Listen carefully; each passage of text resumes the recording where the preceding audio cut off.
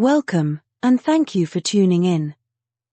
If you enjoy this video, we invite those of you who haven't yet done so, to like, comment, share, subscribe, and click the notification icon, to be notified when the next one is uploaded.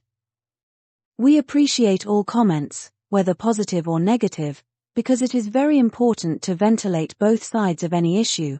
All we ask is that you observe the YouTube community guidelines.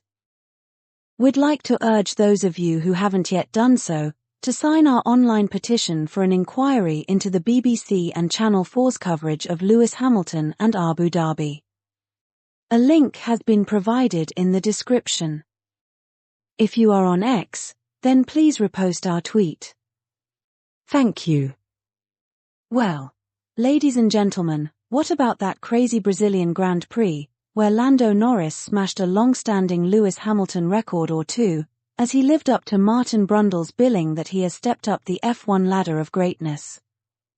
As the much-heralded title race between the two leading drivers rolled into Brazil last weekend, Britain's champion-elect was on a surge, as he closed the gap to his championship rival, who hadn't won a race in 10 GPs, by a whopping 17 points. To underline the value of the feats performed by Lando as he was smashing Sir Lewis's records, on his way to replacing him as the darling of the British media, it is necessary to set the stage, so we can fully appreciate how good he is. For this reason, we need to go back further than when Sir Lewis entered F1, so that we can get a full picture. The GOAT, an 8th-time world champion, made a career-defining entry into F1 in 2007, but we will go back as far as 1999, not just because that was the year of the greatest treble ever in the history of any sport, when football was played on a level pitch, but because that gives us a considerable sample period of 25 years, or 26 seasons.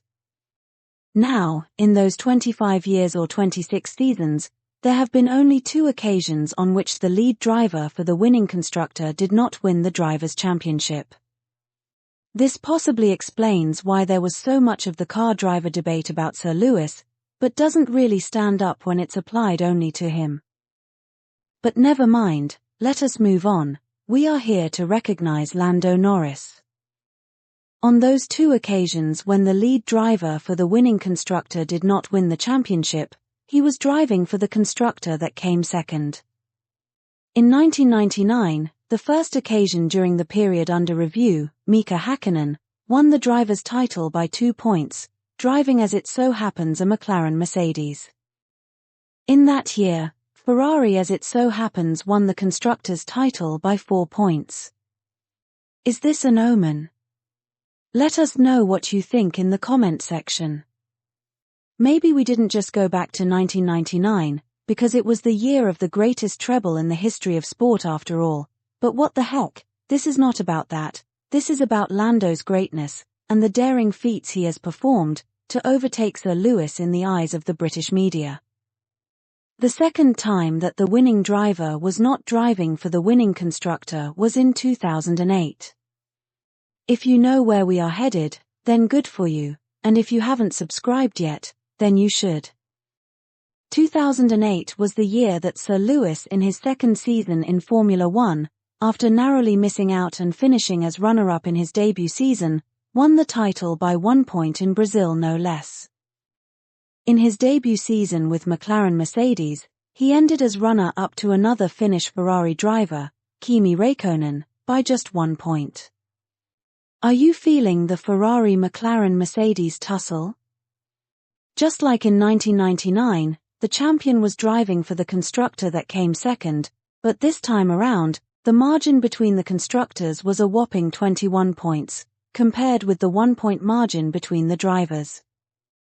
Now, Ferrari may yet beat McLaren Mercedes to this year's constructors' title, but we can clearly see that Lando is not going to be world champion.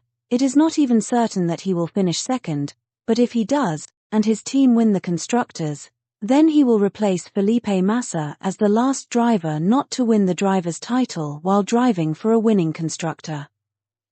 We all know what a bitter pill this is to swallow, as Toto Wolff's protégé is still crying about the remarkable feat that Sir Lewis accomplished 16 years ago.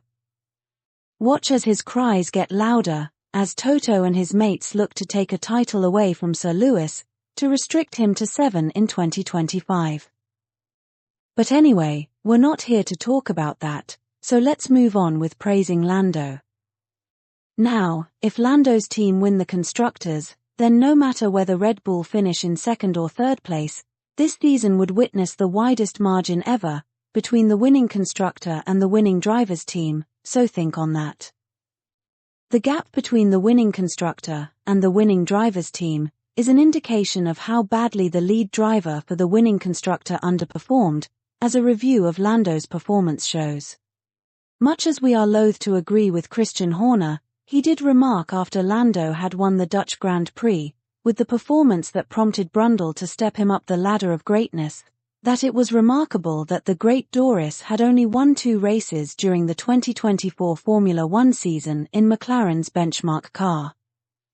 But if we consider that after reducing the margin to the leader to 70 points, after the Dutch Grand Prix, which was round 15, Lando has managed to reduce the margin even further down to 62, at the end of round 21 in Brazil. We'll leave it up to you to draw your own conclusions about Doris's greatness, given how his team has managed to overturn the massive deficit to Red Bull, to lead the Constructors' Championship with Ferrari in second place, while she still languishes behind the leader by 62 points, and is in danger of being taken from behind, overtaken from behind. This is all at Jane Jones 6630's fault. We just can't get their comment out of our head, but never mind, let us move on, we're here to praise Lando. So far, it appears that Doris has not only entered the record books as the first lead driver in 17 seasons, not to have won the driver's title while driving for the winning constructor, something that Sir Lewis could not achieve in his illustrious 17-year career, but he has also lost out by the widest margin ever, while driving a winning car. For all those Maxipads who are thinking of saying something, Sir Lewis won his 8th title in 2021. Other records that Doris has smashed include the number of Grand Prix won from lights to flag. Sir Lewis currently holds the record at 61. Oh, sorry, that's a mistake. Doris has won 2 Grand Prix from lights to flag, so that's not it. Okay, got it. It's the other way round. If we flip the concept of lights to flag victories on its head, we have the number of times a driver has lost pole position on the first lap. Doris has the distinction of possibly the worst record ever on starts in Formula One. As she steps up the ladder of F1 greatness, she has the unmatched record of having kept only one of her 10 pole positions beyond the first lap. She also has the record of having only recovered once from losing her pole lead to win a race. Of course, turning the principle of racing on its head to produce drivers who can surpass Sir Lewis is par for the course in Formula One today, so it is not surprising that Doris is stepping up the ladder of greatness with this peerless performance. Setting the best-worst record for losing, while driving the winning car, is in keeping with setting the best-worst record for going backwards at the start of a race. It is telling that Doris now sits proudly at the top of the Formula One pyramid, alongside her busy mate who has the record of being the worst cheat ever in any sport.